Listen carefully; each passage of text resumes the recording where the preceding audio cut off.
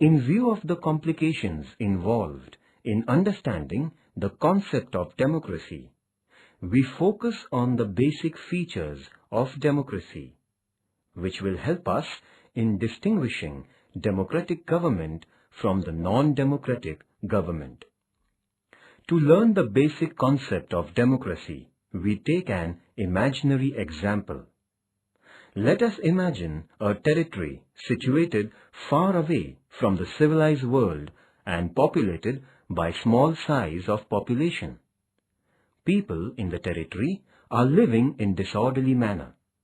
In such a situation, each one will be thinking of betterment of himself and his own interests. There will be fights over the means of food, firewood. Livestock of weaker will be snatched away by the stronger ones. Rule of might is right will prevail in the group.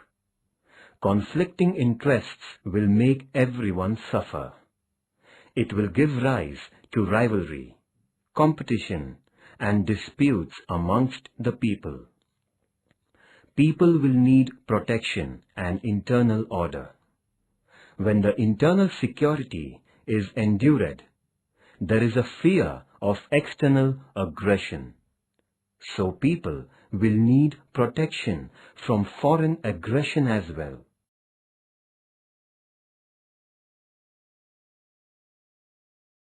This will make the people realize that there are some problems which are to be solved collectively.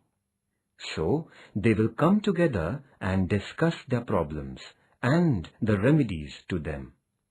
Gradually, they will form themselves into an organized group.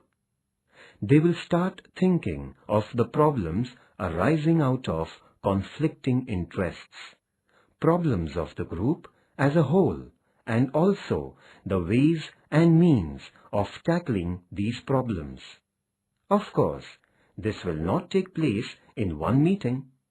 To begin with, all people of the territory will come together, time and again, sit together, and will take collective decisions in the interests of the whole group.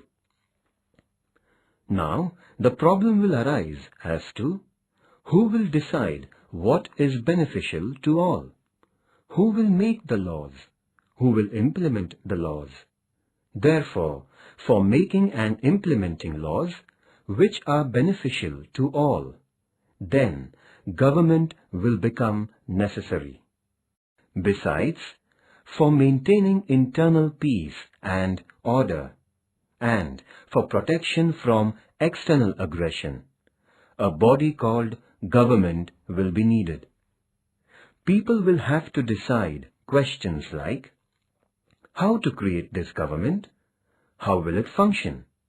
This means that now people will face issues like how to form the government, what rules this institution will follow, etc.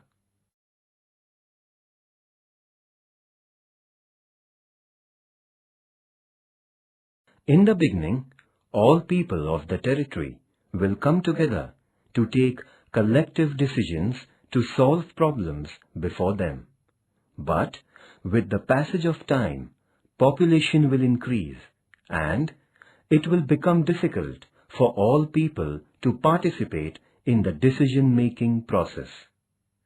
Even if they could, they will not have time, the desire and the skills to take part in all the decision.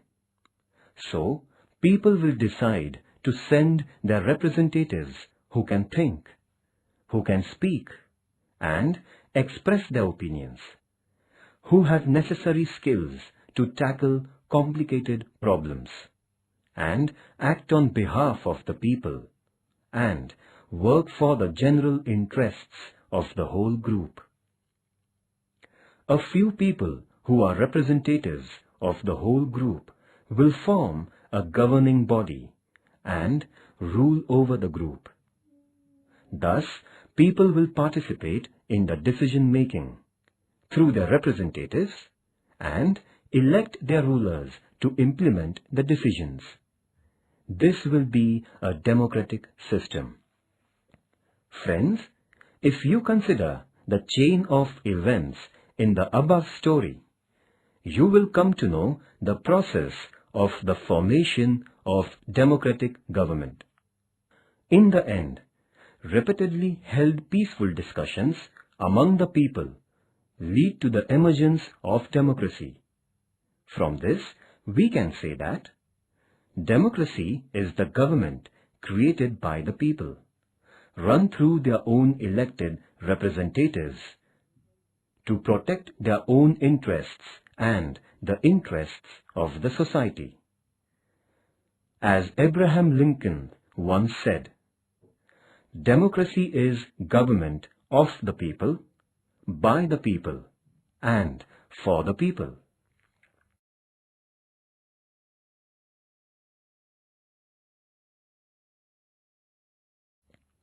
Here we have described how democracy can emerge.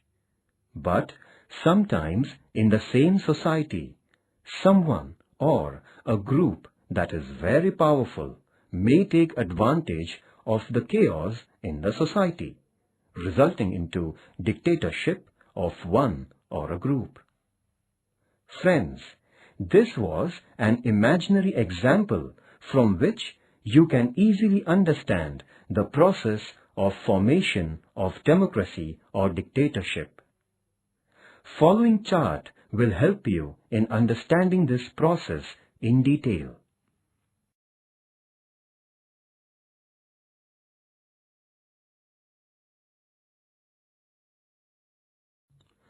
Now, let us understand the meaning of democracy by studying some basic features of democracy. Features of democracy. First, elected representatives of people and final decision-making power to the representatives. Democracy is a form of government in which rulers are elected by the people. Rulers are elected by the people is an underlying thing in democracy. Not only that, but final decision-making powers are also in the hands of elected representatives of the people. That means, in democracy, real power rests in the hands of elected representatives of the people. There are countries in the world where elections are held, but elected representatives of the people do not have final decision-making powers. For example, in Pakistan, elections used to be held, but there was a mixture of civil and military rule. Elected representatives had some powers, but sometimes final decisions were taken by the military officers. These military officers were not elected by the people. In communist Poland, under influence of Soviet Russia, and in Iraq under US influence, real power was in the hands of the external powers and not in the hands of internally elected representatives. In the above example, it is realized that apparently these countries had formal democracy, but there was no democracy in the real sense. This means that in democracy, people should elect the representatives and real power should rest in the hands of those representatives. People's sovereignty. In democracy, people are sovereign, which means no one else has power over the people.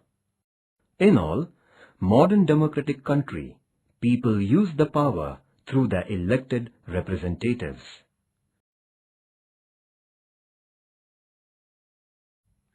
Second, free and fair elections. If any country is a democratic country, then the citizens of the country must have the freedom of electing their representatives. Elections in free and fair atmosphere are essential in democracy. In countries like China, elections are regularly held, but in respect of the elections, the conditions are not conducive to free and fair elections. In China, elections are regularly held after every 5 years for electing their parliament, but only members of Communist Party of China are allowed to contest elections. So, government in China is always formed by the Communist Party.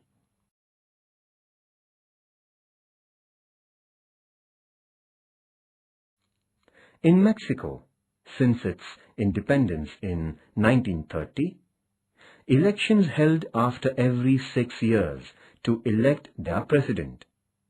Until 2000, every election was won by Institutional Revolutionary Party.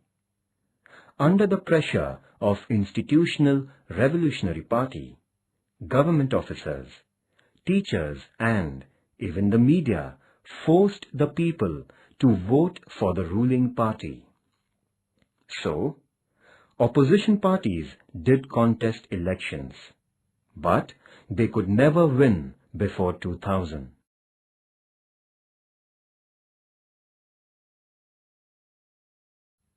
In short, in spite of elections in China, the people do not get real right to elect the representative. In Mexico, people seemed to have a choice, but in practice they could not exercise the same. In both examples, there was no way the ruling party could be defeated, even if people were against it. These are not fair elections. Therefore, these countries cannot be described as democratic countries. When people can contest elections fearlessly, without any pressure, true democracy comes into existence. So, a democracy must be based on free and fair elections where those currently in power have possibility of getting removed from the power. What is the importance of free and fair elections in the existing of democracy?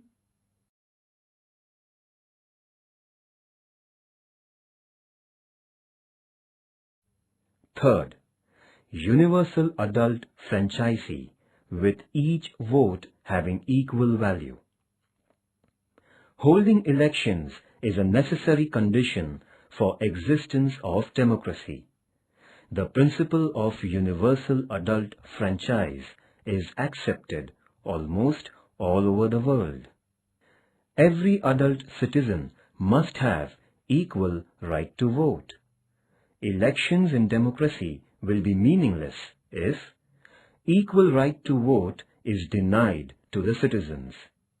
Democracy is based on a fundamental principle of political equality. However, there are many countries where equal right to vote is denied. Such countries cannot be described as democratic countries. For example, in United Arab Emirates, women have no right to vote. In Estonia, citizenship rules are framed in such a way that people belonging to Russian minority find it difficult to get the right to vote. In a democracy, each adult citizen must have one vote and each vote must have one value. In Fiji, the electoral system is such that the vote of an indigenous Fiji has more value than that of an Indian Fiji. The principle of democracy, namely, elected representatives of the people, is not practiced fully in such countries.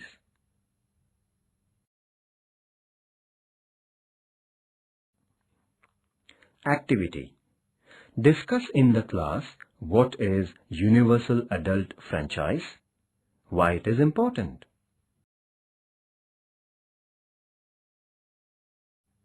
Fundamental rights and protection of freedom. In democracy, fundamental rights of the citizens are respected. Similarly, different freedoms are given to the individuals.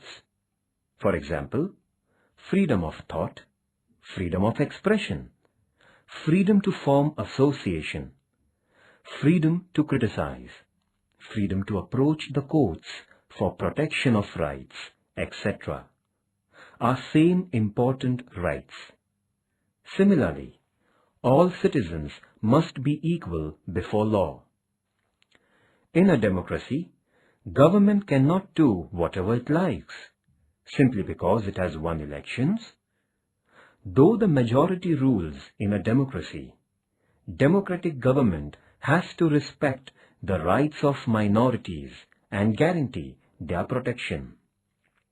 In democracy, elected government has certain rights and responsibilities assigned by the Constitution and the law. Government is accountable to the Parliament and finally to the people at large. Thus, a democratic government rules within limits set by Constitution and citizens' rights. Activity.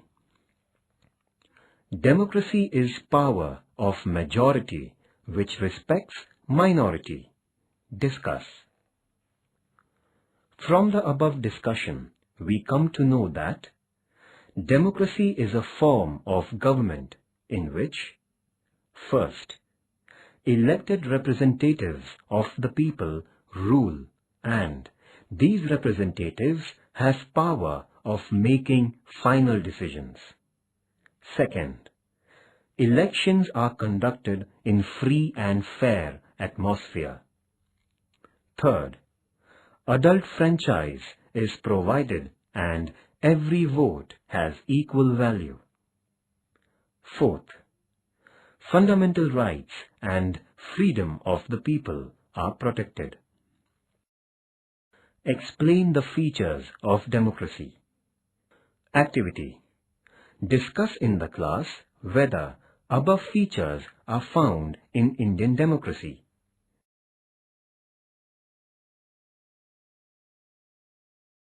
Chapter 5. Democracy. We live in an age in which democracy fascinates the people. To speak of democracy is politically fashionable, so much so that even dictators or autocrats want their rule to be described as democratic. Democracy has expanded during the last 100 years to more countries in the world. More than half of the countries in the world today are democracies. The term democracy is known to all, but perhaps no one can define democracy in a sentence or two. The term democracy. The term democracy is drawn from two Greek words, demos meaning people and kratia meaning power. Thus, literally, democracy means the power of the people.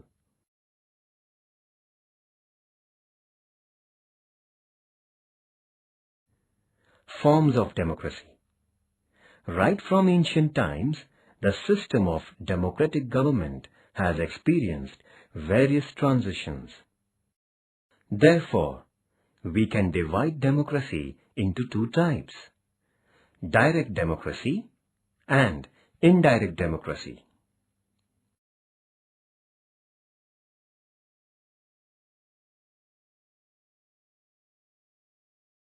Direct democracy.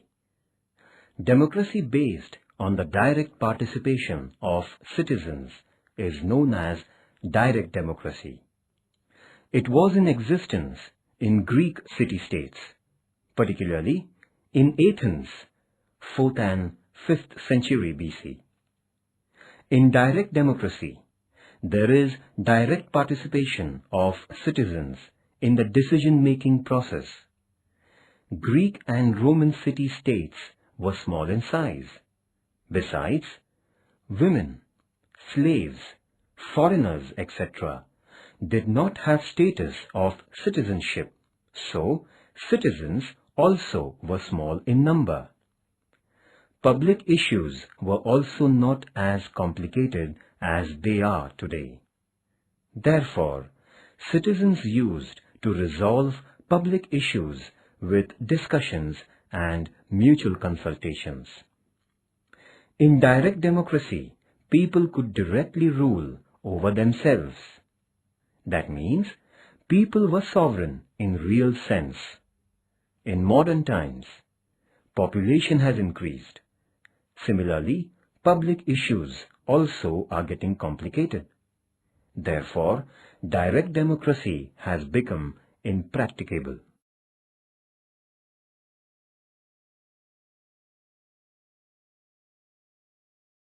Indirect democracy. In modern nations, because of large territory and population, direct democracy could not survive. In modern democratic nations, all citizens do not take active part in the affairs of the government. Citizens elect their representatives who can think, speak, and act on behalf of the people, and make decisions and implement policies. The democratic form in which elected representatives run the government is called indirect or representative democracy. In states like England, the USA, France, and India, there is indirect or representative democracy. Representative democracy means a democracy in which government is formed from amongst the elected representatives of the people. Since citizens express their views not directly but through their representatives, it is called indirect democracy.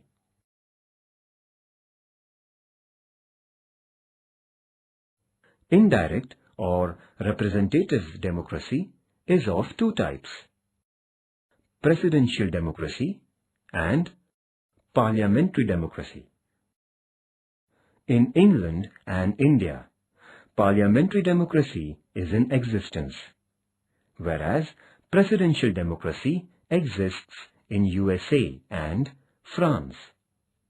The problem with indirect democracy is that a very few people take real interest in political affairs or study political and other problems. Most of the people have practically no interest in government. This is particularly seen in the case of developing countries.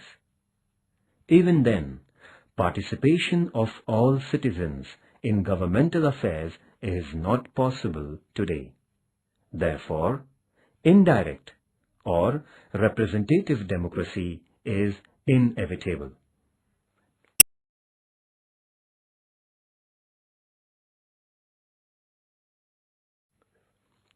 Ways of increasing people's participation in modern times.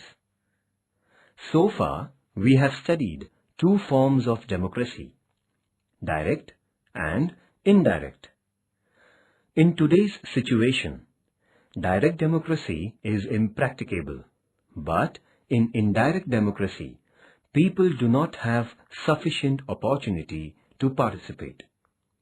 So, some countries, for example, France, Switzerland, etc., have adopted some measures for encouraging people's participation. They are: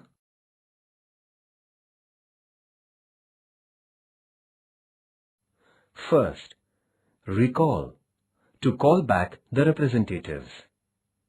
In indirect or representative democracy, people's representatives are elected, and these representatives rule for a specific period of time.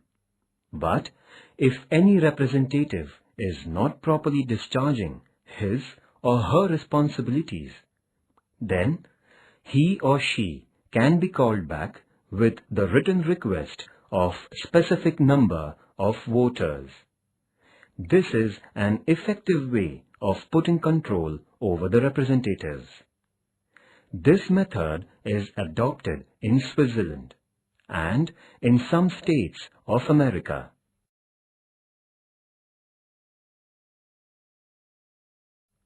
Second, initiative, proposal of law through public.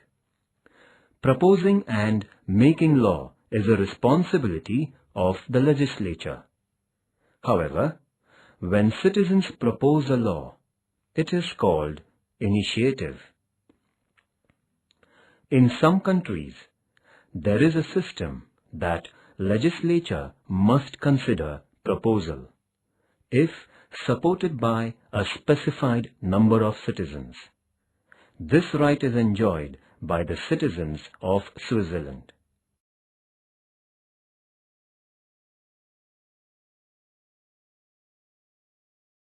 Third, referendum, to take opinion of people on public issues. This method is adopted to know public opinion on some important public issues and thereby include the people in the decision-making process. Decision is taken only after knowing the public opinion.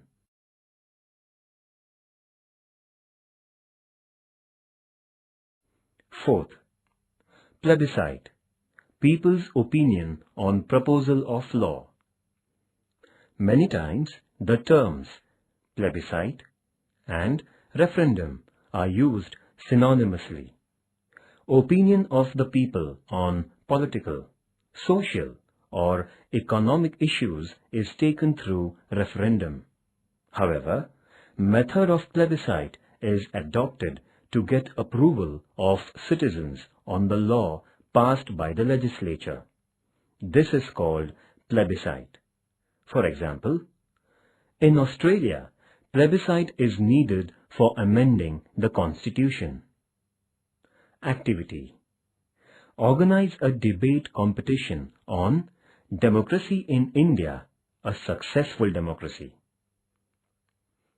Collect information on parliamentary democracy and presidential democracy with the help of your teacher.